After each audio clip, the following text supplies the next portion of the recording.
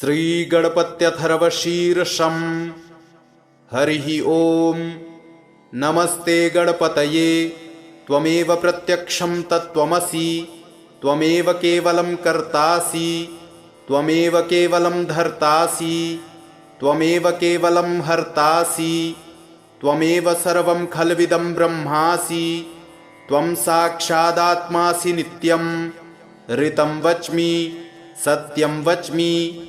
अवत्वं माम् अववक्तारम् अवश्रोतारम् अवदातारम् अवधातारम् अवानुचानमवशिष्यम् अवपश्चात्तात् अवपुरस्तात् अवचोत्तरात्तात् अवदक्षिणात्तात् अवचोर्ध्वात्तात् अवाधरात्तात् सर्वतो मां पाहि पाहि समन्तात्। त्वं वाङ्मयस्त्वं चिन्मयः त्वमानन्दमयस्त्वं ब्रह्ममयः। त्वं सच्चिदानन्दाद्वितीयोऽसि। त्वं प्रत्यक्षं ब्रह्मासि। त्वं ज्ञानमयो विज्ञानमयोऽसि। सर्वं जगदिदं त्वत्तो जायते। सर्वं जगदिदं त्वत्तिष्ठति। सर्वं जगदिदं त्वयि लयमेष्यति। सर्वं जगदिदं त्वयि प्रत्येति। त्वं भूमिरापो नलो नीलो नभः। त्वं चत्वारि वाक्पदानि। त्वं गुणत्रयातीतः। त्वं कालत्रयातीतः। त्वं देहत्रयातीतः। त्वं मूलाधारस्थितोऽसि नित्यं। त्वं शक्तित्रयात्मकः। त्वां योगिनो ध्यायन्ति नित्यं। त्वं ब्रह्मा त्वं विष्णुस्त्वं रुद्रस्त्वम् इन्द्रस्त्वमग्निस्त्वं वायुस्त्वं सूर्यस्त्वं चन्द्रमास्त्वं ब्रह्मभूर्भुवः सुरोम। गणादिं पूर्वमुच्चार्य वर्णादिं तदनन्तरम् अनुस्वारः परतरः अर्धेन्दुलसितं तारेण रुद्धम् एतत्तव मनुस्वरूपं। गकारः पूर्वरूपम् अकारो मध्यमरूपम् अनुस्वरश्चान्त्यरूपं बिन्दुरुत्तररूपं नादः सन्धानं संहिता सन्धिः। सैषा गणेशविद्या गणकऋषिः नृचिद्गायत्री छन्दः। श्रीमहागणपतिर्देवता। ॐ गं गणपतये नमः। एकदन्ताय विद्महे वक्रतुण्डाय धीमहि तन्नो दन्ती प्रचोदयात्। एकदन्तं चतुर्हस्तं पाशमङ्कुशधारिणम् अभयं वरदं हस्तैर्बिभ्राणं मूषकध्वजं। रक्तं लम्बोदरं शूर्पकर्णकं रक्तवाससं रक्तगन्धानुलिप्ताङ्गं रक्तपुष्पैः सुपूजितं। भक्तानुकम्पिनं देवं जगत्कारणमच्युतम्। आविर्भूतं च सृष्ट्यादौ प्रकृतेः पुरुषात् परम्। एवं ध्यायति यो नित्यं स योगी योगिनां वरः। नमो व्रातपतये नमो गणपतये नमः प्रमथपतये। नमस्ते अस्तु लम्बोदरायैकदन्ताय विघ्नविनाशिने शिवसुताय श्रीवरदमूर्तये नमो नमः। हरिः ओम्। नमस्ते गणपतये। त्वमेव प्रत्यक्षं तत्त्वमसि। त्वमेव केवलं कर्तासि। त्वमेव केवलं धर्तासि। त्वमेव केवलं हर्तासि। त्वमेव सर्वं खल्विदं ब्रह्मासि। त्वं साक्षादात्मासि नित्यं। ऋतं वच्मि सत्यं वच्मि। अवत्वं माम् अववक्तारम् अवश्रोतारम् अवदातारम् अवधातारम् अवानुचानमवशिष्यम् अवपश्चात्तात् अवपुरस्तात् अवचोत्तरात्तात् अवदक्षिणात्तात् अवचोर्ध्वात्तात् अवाधरात्तात् सर्वतो मां पाहि पाहि समन्तात्। त्वं वाङ्मयस्त्वं चिन्मयः त्वमानन्दमयस्त्वं ब्रह्ममयः। त्वं सच्चिदानन्दाद्वितीयोऽसि। त्वं प्रत्यक्षं ब्रह्मासि। त्वं ज्ञानमयो विज्ञानमयोऽसि सर्वं जगदिदं त्वत्तो जायते सर्वं जगदिदं त्वत्तिष्ठति सर्वं जगदिदं त्वयि लयमेष्यति सर्वं जगदिदं त्वयि प्रत्येति त्वं भूमिरापो नलो निलो नभः त्वं चत्वारि वाक्पदानि त्वं गुणत्रयातीतः त्वं कालत्रयातीतः त्वं देहत्रयातीतः त्वं मूलाधारस्थितोऽसि नित्यं त्वं शक्तित्रयात्मकः त्वां योगिनो ध्यायन्ति नित्यं त्वं ब्रह्मा त्वं विष्णुस्त्वं रुद्रस्त्वमिन्द्रस्त्वमग्निस्त्वं वायुस्त्वं सूर्यस्त्वं चन्द्रमास्त्वं ब्रह्मभूर्भुवः सुरोम गणादिं पूर्वमुच्चार्य वर्णादिं तदनन्तरम् अनुस्वारः परतरः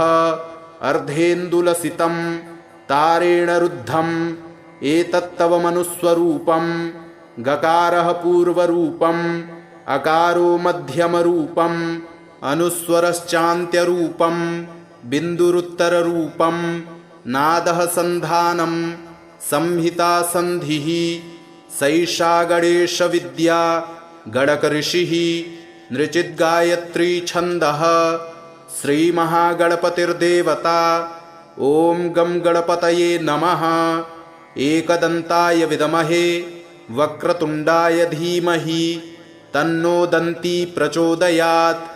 एकदन्तं चतुर्हस्तं पाशमङ्कुशधारिणम् अभयं वरदं हस्तैर्बिभ्राणं मूषकध्वजं रक्तं लम्बोदरं शूर्पकर्णकं रक्तवाससं रक्तगन्धानुलिप्ताङ्गं रक्तपुष्पैः सुपूजितं भक्तानुकम्पिनं देवं जगत्कारणमच्युतम् आविर्भूतं च सृष्ट्यादौ प्रकृतेः पुरुषात् परम् एवं ध्यायति यो नित्यं स योगी योगिनां वरः। नमो व्रातपतये नमो गणपतये नमः प्रमथपतये नमस्ते अस्तु लम्बोदरायैकदन्ताय विघ्नविनाशिने शिवसुताय श्रीवरदमूर्तये नमो नमः। हरिः ॐ।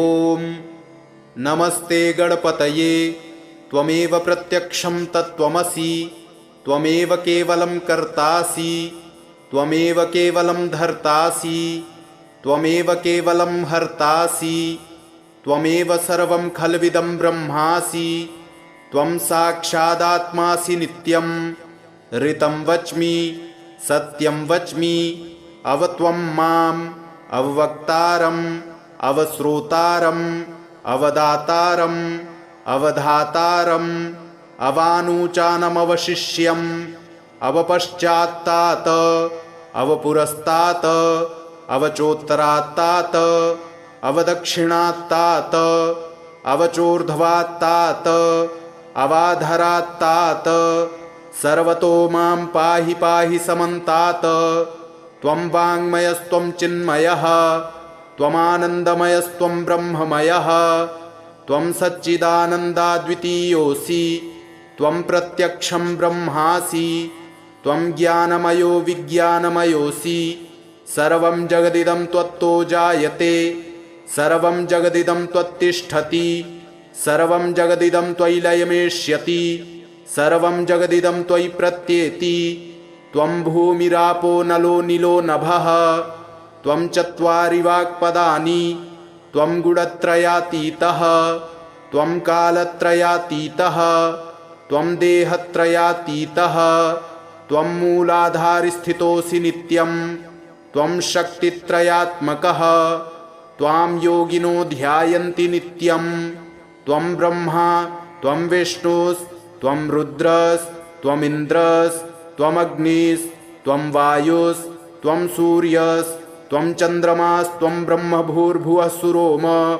गणादिं पूर्वमुच्चार्य वर्णादिं तदनन्तरम् अनुस्वारः परतरः अर्धेन्दुलसितं तारेण रुद्धम् एतत्तव मनुस्वरूपं गकारः पूर्वरूपम् अकारो मध्यमरूपम् अनुस्वरश्चान्त्यरूपम् बिन्दुरुत्तररूपं नादः सन्धानं संहिता सन्धिः सैषा गणेशविद्या गणकऋषिः नृचिद्गायत्री छन्दः श्रीमहागणपतिर्देवता। ॐ गं गणपतये नमः। एकदन्ताय विद्महे वक्रतुण्डाय धीमहि तन्नो दन्ती प्रचोदयात्। एकदन्तं चतुर्हस्तं पाशमङ्कुशधारिणम् अभयं वरदं हस्तैर्बिभ्राणं मूषकध्वजं रक्तं लम्बोदरं शूर्पकर्णकं रक्तवाससं रक्तगन्धानुलिप्ताङ्गं रक्तपुष्पैः सुपूजितं भक्तानुकम्पिनं देवं जगत्कारणमच्युतम् आविर्भूतं च सृष्ट्यादौ प्रकृतेः पुरुषात् परम् एवं ध्यायति यो नित्यं स योगी योगिनां वरः। नमो व्रातपतये नमो गणपतये नमः प्रमथपतये नमस्ते अस्तु लम्बोदरायैकदन्ताय विघ्नविनाशिने शिवसुताय श्रीवरदमूर्तये नमो नमः। हरिः ॐ।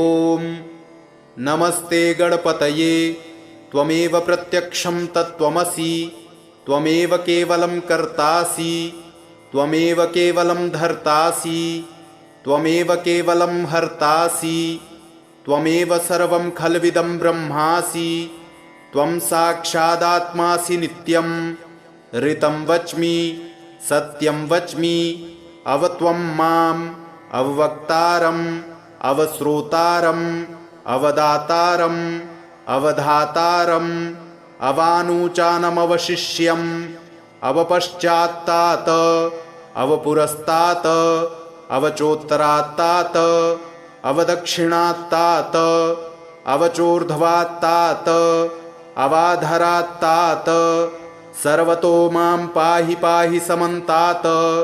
त्वं वाङ्मयस्त्वं चिन्मयः त्वमानन्दमयस्त्वं ब्रह्ममयः त्वं सच्चिदानन्दाद्वितीयोऽसि त्वं प्रत्यक्षं ब्रह्मासि त्वं ज्ञानमयो विज्ञानमयोऽसि सर्वं जगदिदं त्वत्तो जायते सर्वं जगदिदं त्वत्तिष्ठति सर्वं जगदिदं त्वयि लयमेष्यति सर्वं जगदिदं त्वयि प्रत्येति।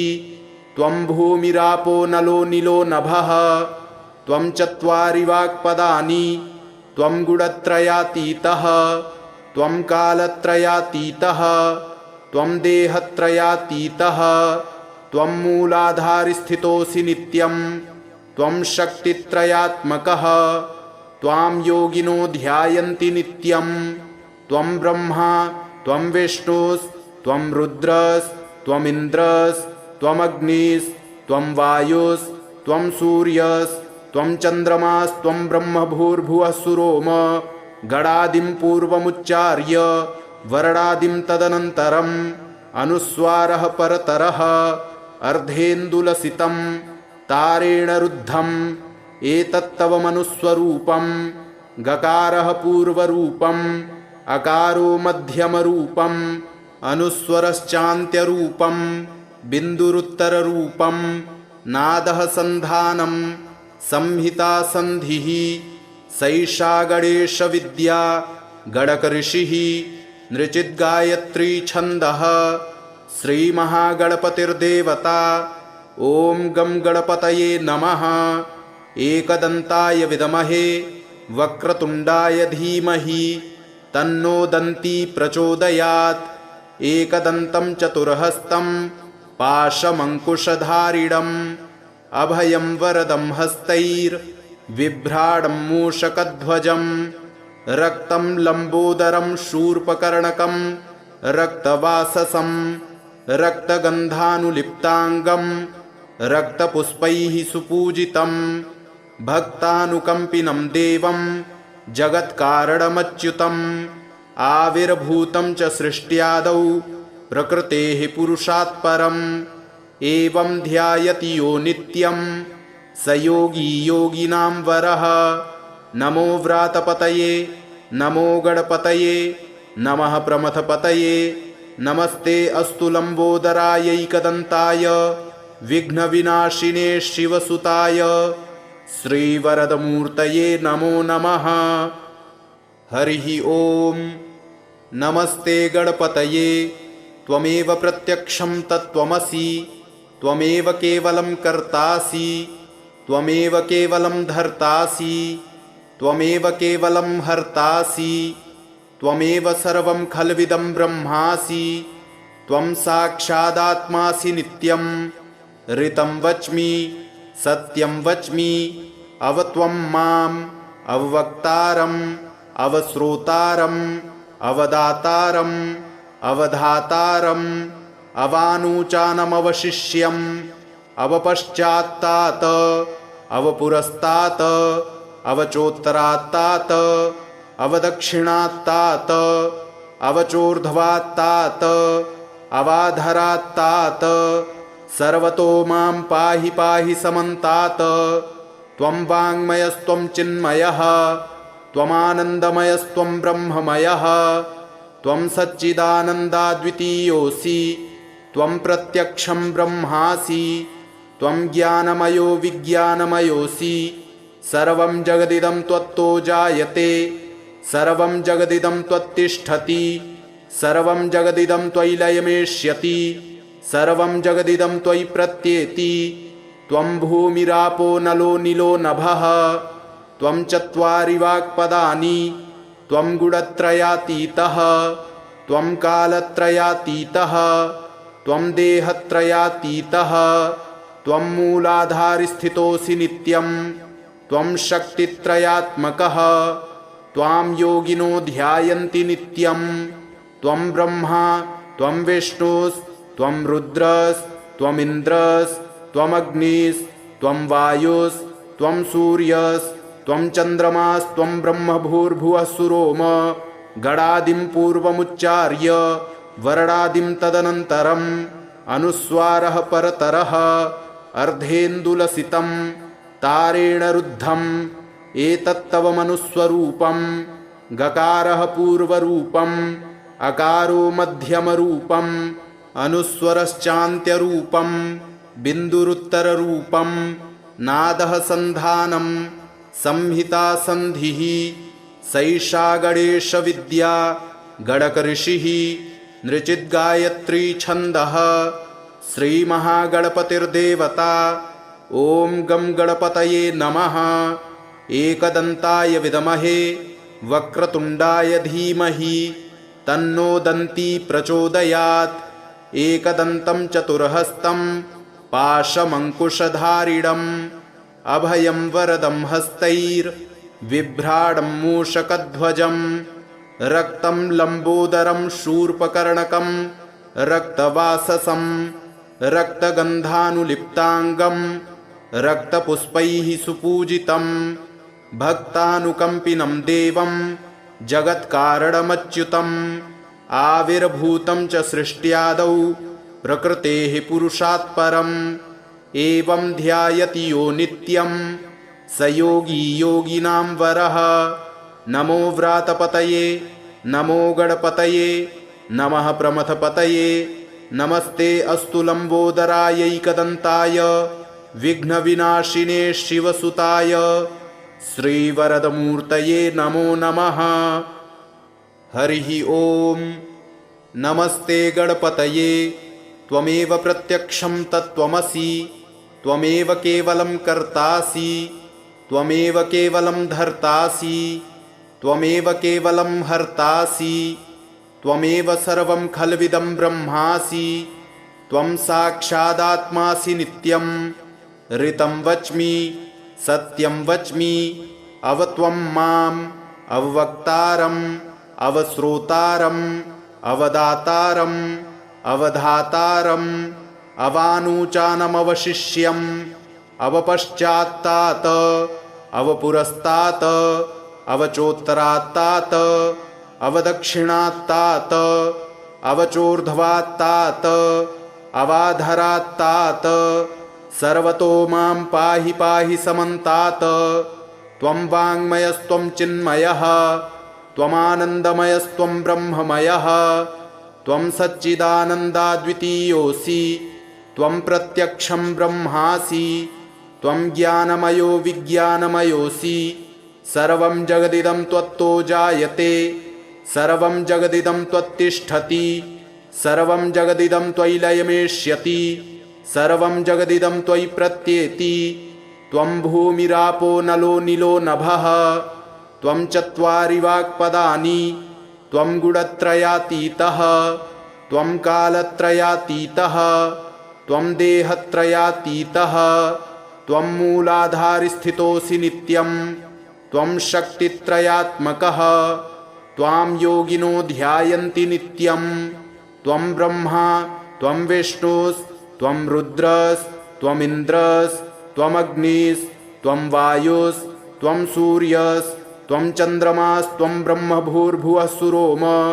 गणादिं पूर्वमुच्चार्य वर्णादिं तदनन्तरम् अनुस्वारः परतरः अर्धेन्दुलसितं तारेण रुद्धम् एतत्तव मनुस्वरूपं गकारः पूर्वरूपम् अकारो मध्यमरूपम् अनुस्वरश्चान्त्यरूपम् बिन्दुरुत्तररूपम् नादः सन्धानं संहिता सन्धिः सैषा गणेशविद्या गणकऋषिः नृचिद्गायत्री छन्दः श्रीमहागणपतिर्देवता ॐ गं गणपतये नमः। एकदन्ताय विद्महे वक्रतुण्डाय धीमहि तन्नो दन्ती प्रचोदयात्।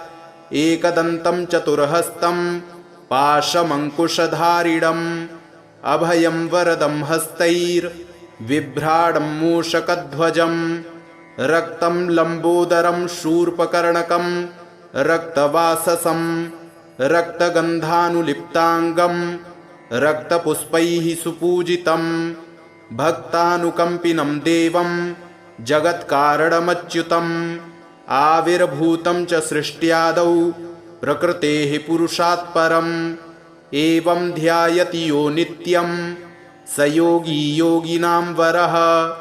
नमो व्रातपतये नमो गणपतये नमः प्रमथपतये नमस्ते अस्तु लम्बोदरायैकदन्ताय विघ्नविनाशिने शिवसुताय श्रीवरदमूर्तये नमो नमः। हरिः ॐ। नमस्ते गणपतये त्वमेव प्रत्यक्षं तत्त्वमसि त्वमेव केवलं कर्तासि त्वमेव केवलं धर्तासि त्वमेव केवलं हर्तासि त्वमेव सर्वं खल्विदं ब्रह्मासि त्वं साक्षादात्मासि नित्यं ऋतं वच्मि सत्यं वच्मि अव त्वं माम् अववक्तारम् अवश्रोतारम् अवदातारम् अवधातारम् अवानुचानमवशिष्यम् अवपश्चात्तात् अवपुरस्तात् अवचोत्तरात्तात् अवदक्षिणात्तात् अवचोर्ध्वात्तात् अवाधरात्तात् सर्वतो मां पाहि पाहि समन्तात्। त्वं वाङ्मयस्त्वं चिन्मयः त्वमानन्दमयस्त्वं ब्रह्ममयः त्वं सच्चिदानन्दाद्वितीयोऽसि त्वं प्रत्यक्षं ब्रह्मासि त्वं ज्ञानमयो विज्ञानमयोऽसि सर्वं जगदिदं त्वत्तो जायते सर्वं जगदिदं त्वत्तिष्ठति सर्वं जगदिदं त्वयि लयमेष्यति सर्वं जगदिदं त्वयि प्रत्येति त्वं भूमिरापो नलो नीलो नभः त्वं चत्वारि वाक्पदानि त्वं गुणत्रयातीतः त्वं कालत्रयातीतः त्वं देहत्रयातीतः त्वं मूलाधारस्थितोऽसि नित्यं त्वं शक्तित्रयात्मकः त्वां योगिनो ध्यायन्ति नित्यं त्वं ब्रह्मा त्वं विष्णुस्त्वं रुद्रस्त्वमिन्द्रस्त्वमग्निस्त्वं वायुस्त्वं सूर्यस्त्वं चन्द्रमास्त्वं ब्रह्मभूर्भुवः सुरोम गणादिं पूर्वमुच्चार्य वर्णादिं तदनन्तरम् अनुस्वारः परतरः अर्धेन्दुलसितं तारेण रुद्धम् एतत्तव मनुस्वरूपं गकारः पूर्वरूपम् अकारो मध्यमरूपम् अनुस्वरश्चान्त्यरूपम् बिन्दुरुत्तररूपम् नादः सन्धानम् संहिता सन्धिः सैषा गणेशविद्या गणकऋषिः नृचिद्गायत्री छन्दः श्रीमहागणपतिर्देवता। ॐ गं गणपतये नमः। एकदन्ताय विद्महे वक्रतुण्डाय धीमहि तन्नो दन्ती प्रचोदयात्।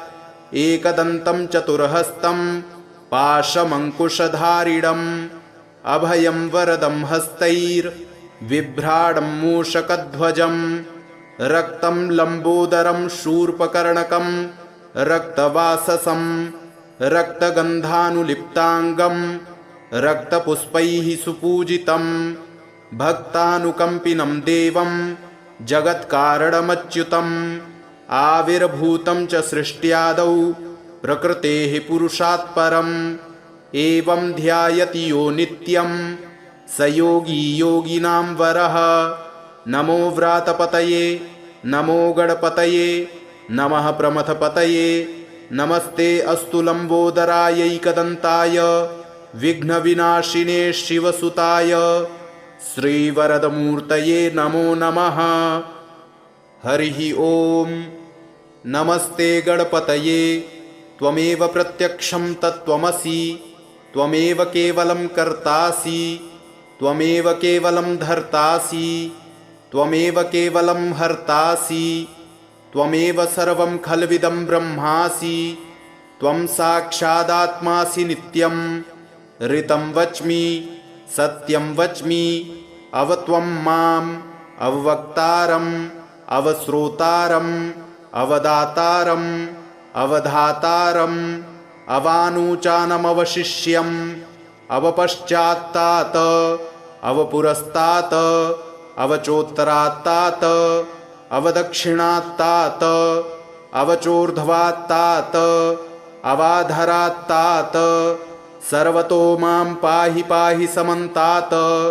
त्वं वाङ्मयस्त्वं चिन्मयः त्वमानन्दमयस्त्वं ब्रह्ममयः त्वं सच्चिदानन्दाद्वितीयोऽसि त्वं प्रत्यक्षं ब्रह्मासि त्वं ज्ञानमयो विज्ञानमयोऽसि सर्वं जगदिदं त्वत्तो जायते सर्वं जगदिदं त्वत्तिष्ठति सर्वं जगदिदं त्वयि लयमेष्यति सर्वं जगदिदं त्वयि प्रत्येति। त्वं भूमिरापो नलो नीलो नभः त्वं चत्वारि वाक्पदानि त्वं गुणत्रयातीतः त्वं कालत्रयातीतः त्वं देहत्रयातीतः त्वं मूलाधारस्थितोऽसि नित्यं त्वं शक्तित्रयात्मकः त्वां योगिनो ध्यायन्ति नित्यं त्वं ब्रह्मा त्वं विष्णुस्त्वं रुद्रस्त्वमिन्द्रस्त्वमग्निस्त्वं वायुस्त्वं सूर्यस्त्वं चन्द्रमास्त्वं ब्रह्मभूर्भुवः सुरोम गणादिं पूर्वमुच्चार्य वर्णादिं तदनन्तरम् अनुस्वारः परतरः अर्धेन्दुलसितं तारेण रुद्धम् एतत्तव मनुस्वरूपं गकारः पूर्वरूपम् अकारो मध्यमरूपम् अनुस्वरश्चान्त्यरूपम् बिन्दुरुत्तररूपम् नादः सन्धानम् संहिता सन्धिः सैषा गणेशविद्या गणकऋषिः नृचिद्गायत्री छन्दः श्रीमहागणपतिर्देवता। ॐ गं गणपतये नमः। एकदन्ताय विद्महे वक्रतुण्डाय धीमहि तन्नो दन्ती प्रचोदयात्। एकदन्तं चतुर्हस्तं पाशमङ्कुशधारिणम् अभयं वरदं हस्तैर्बिभ्राणं मूषकध्वजम् रक्तं लम्बोदरं शूर्पकर्णकं रक्तवाससं रक्तगन्धानुलिप्ताङ्गं रक्तपुष्पैः सुपूजितं भक्तानुकम्पिनं देवं जगत्कारणमच्युतम् आविर्भूतं च सृष्ट्यादौ प्रकृतेः पुरुषात् परम् एवं ध्यायति यो नित्यं स योगी योगिनां वरः। नमो व्रातपतये नमो गणपतये नमः प्रमथपतये नमस्ते अस्तु लंबोदरायैकदन्ताय विघ्नविनाशिने शिवसुताय श्रीवरदमूर्तये नमो नमः। हरिः ओम। नमस्ते गणपतये त्वमेव प्रत्यक्षं तत्त्वमसि त्वमेव केवलं कर्तासि त्वमेव केवलं धर्तासि त्वमेव केवलं हर्तासि त्वमेव सर्वं खल्विदं ब्रह्मासि त्वं साक्षादात्मासि नित्यं ऋतं वच्मि सत्यं वच्मि अवत्वं माम् अववक्तारम् अवश्रोतारम् अवदातारम् अवधातारम् अवानुचानमवशिष्यम् अवपश्चात्तात अवपुरस्तात अवचोत्तरात्तात अवदक्षिणात्तात अवचोर्ध्वात्तात अवाधरात्तात सर्वतो मां पाहि पाहि समन्तात। त्वं वाङ्मयस्त्वं चिन्मयः त्वमानन्दमयस्त्वं ब्रह्ममयः त्वं सच्चिदानन्दाद्वितीयोऽसि त्वं प्रत्यक्षं ब्रह्मासि त्वं ज्ञानमयो विज्ञानमयोऽसि सर्वं जगदिदं त्वत्तो जायते सर्वं जगदिदं त्वत्तिष्ठति सर्वं जगदिदं त्वयि लयमेष्यति सर्वं जगदिदं त्वयि प्रत्येति त्वं भूमिरापो नलो नीलो नभः त्वं चत्वारि वाक्पदानि त्वं गुणत्रयातीतः त्वं कालत्रयातीतः त्वं देहत्रयातीतः त्वं मूलाधारस्थितोऽसि नित्यं त्वं शक्तित्रयात्मकः त्वां योगिनो ध्यायन्ति नित्यं त्वं ब्रह्मा त्वं विष्णुस्त्वं रुद्रस्त्वमिन्द्रस्त्वमग्निस्त्वं वायुस्त्वं सूर्यस्त्वं चन्द्रमास्त्वं ब्रह्मभूर्भुवः सुरोम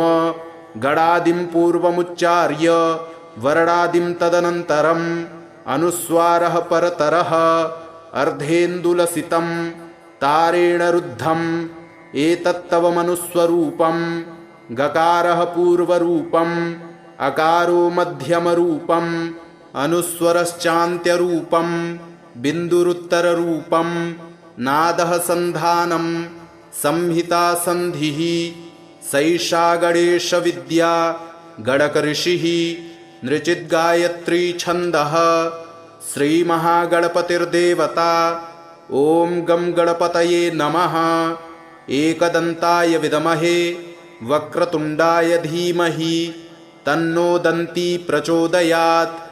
एकदन्तं चतुर्हस्तं पाशमङ्कुशधारिणम् अभयं वरदं हस्तैर्बिभ्राणं मूषकध्वजं रक्तं लम्बोदरं शूर्पकर्णकं रक्तवाससं रक्तगन्धानुलिप्ताङ्गं रक्तपुष्पैः सुपूजितं भक्तानुकम्पिनं देवं जगत्कारणमच्युतम् आविर्भूतं च सृष्ट्यादौ प्रकृतेः पुरुषात् परम् एवं ध्यायति यो नित्यं स योगी योगिनां वरः। नमो व्रातपतये नमो गणपतये नमः प्रमथपतये नमस्ते अस्तु लंबोदरायैकदन्ताय विघ्नविनाशिने शिवसुताय श्रीवरदमूर्तये नमो नमः। हरिः ओम। नमस्ते गणपतये त्वमेव प्रत्यक्षं तत्त्वमसि त्वमेव केवलं कर्तासि त्वमेव केवलं धर्तासि त्वमेव केवलं हर्तासि त्वमेव सर्वं खल्विदं ब्रह्मासि त्वं साक्षादात्मासि नित्यं ऋतं वच्मि सत्यं वच्मि अवत्वं माम् अववक्तारम् अवश्रोतारम् अवदातारम् अवधातारम् अवानुचानमवशिष्यम् अवपश्चात्तात अवपुरस्तात अवचोत्तरात्तात अवदक्षिणात्तात अवचोर्ध्वात्तात अवाधरात्तात सर्वतो मां पाहि पाहि समन्तात।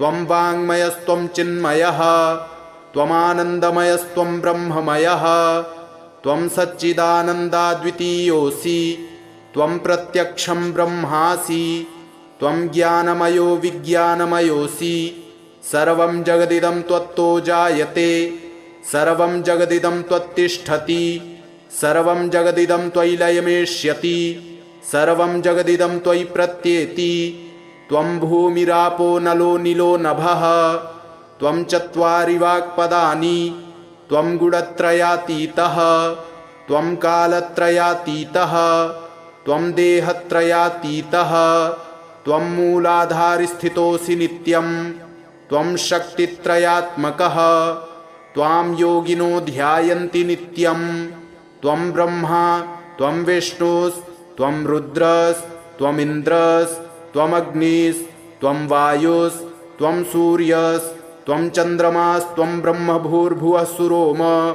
गणादिं पूर्वमुच्चार्य वर्णादिं तदनन्तरम् अनुस्वारः परतरः अर्धेन्दुलसितं तारेण रुद्धम् एतत्तव मनुस्वरूपं गकारः पूर्वरूपम् अकारो मध्यमरूपम् अनुस्वरश्चान्त्यरूपम् बिन्दुरुत्तररूपम् नादः सन्धानं संहिता सन्धिः सैषा गणेशविद्या गणकऋषिः नृचिद्गायत्री छन्दः श्रीमहागणपतिर्देवता ॐ गं गणपतये नमः।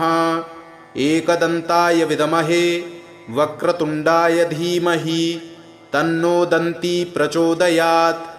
एकदन्तं चतुर्हस्तं पाशमङ्कुशधारिणम् अभयं वरदं हस्तैर्बिभ्राणं मूषकध्वजं रक्तं लम्बोदरं शूर्पकर्णकं रक्तवाससं रक्तगन्धानुलिप्ताङ्गं रक्तपुष्पैः सुपूजितं भक्तानुकम्पिनं देवं जगत्कारणमच्युतम् आविर्भूतं च सृष्ट्यादौ प्रकृतेः पुरुषात् परम् एवं ध्यायति यो नित्यं स योगी योगिनां वरः। नमो व्रातपतये नमो गणपतये नमः प्रमथपतये नमस्ते अस्तु लम्बोदरायैकदन्ताय विघ्नविनाशिने शिवसुताय श्रीवरदमूर्तये नमो नमः। हरिः ॐ। नमस्ते गणपतये त्वमेव प्रत्यक्षं तत्त्वमसि त्वमेव केवलं कर्तासि त्वमेव केवलं धर्तासि त्वमेव केवलं हर्तासि त्वमेव सर्वं खल्विदं ब्रह्मासि त्वं साक्षादात्मासि नित्यं ऋतं वच्मि सत्यं वच्मि अवत्वं माम् अववक्तारम् अवश्रोतारम् अवदातारम् अवधातारम् अवानुचानमवशिष्यम् अवपश्चात्तात् अवपुरस्तात् अवचोत्तरात्तात् अवदक्षिणात्तात् अवचोर्ध्वात्तात् अवाधरात्तात् सर्वतो मां पाहि पाहि समन्तात्। त्वं वाङ्मयस्त्वं चिन्मयः त्वमानन्दमयस्त्वं ब्रह्ममयः त्वं सच्चिदानन्दाद्वितीयोऽसि त्वं प्रत्यक्षं ब्रह्मासि त्वं ज्ञानमयो विज्ञानमयोऽसि सर्वं जगदिदं त्वत्तो जायते सर्वं जगदिदं त्वत्तिष्ठति सर्वं जगदिदं त्वयि लयमेष्यति सर्वं जगदिदं त्वयि प्रत्येति त्वं भूमिरापो नलो नीलो नभः त्वं चत्वारि वाक्पदानि त्वं गुणत्रयातीतः त्वं कालत्रयातीतः त्वं देहत्रयातीतः त्वं मूलाधारस्थितोऽसि नित्यं त्वं शक्तित्रयात्मकः त्वां योगिनो ध्यायन्ति नित्यं त्वं ब्रह्मा त्वं विष्णुस्त्वं रुद्रस्त्वमिन्द्रस्त्वमग्निस्त्वं वायुस्त्वं सूर्यस्त्वं चन्द्रमास्त्वं ब्रह्मभूर्भुवः सुरोम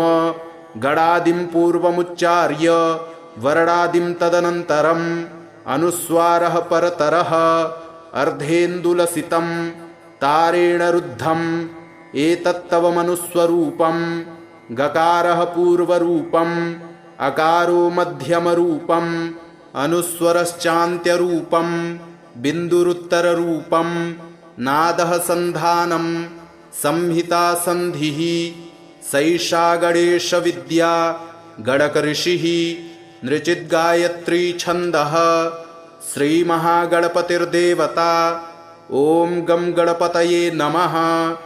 एकदन्ताय विद्महे वक्रतुण्डाय धीमहि तन्नो दन्ती प्रचोदयात्। एकदन्तं चतुर्हस्तं पाशमङ्कुशधारिणम् अभयं वरदं हस्तैर्बिभ्राणं मूषकध्वजम् रक्तं लम्बोदरं शूर्पकर्णकं रक्तवाससं रक्तगन्धानुलिप्ताङ्गं रक्तपुष्पैः सुपूजितं भक्तानुकम्पिनं देवं जगत्कारणमच्युतम् आविर्भूतं च सृष्ट्यादौ प्रकृतेः पुरुषात् परम् एवं ध्यायति यो नित्यं स योगी योगिनां वरः।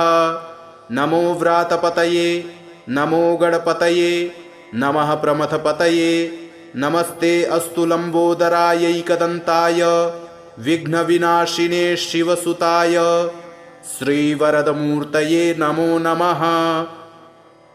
इति श्रीगणपत्यथर्वशीर्षं सम्पूर्णम्।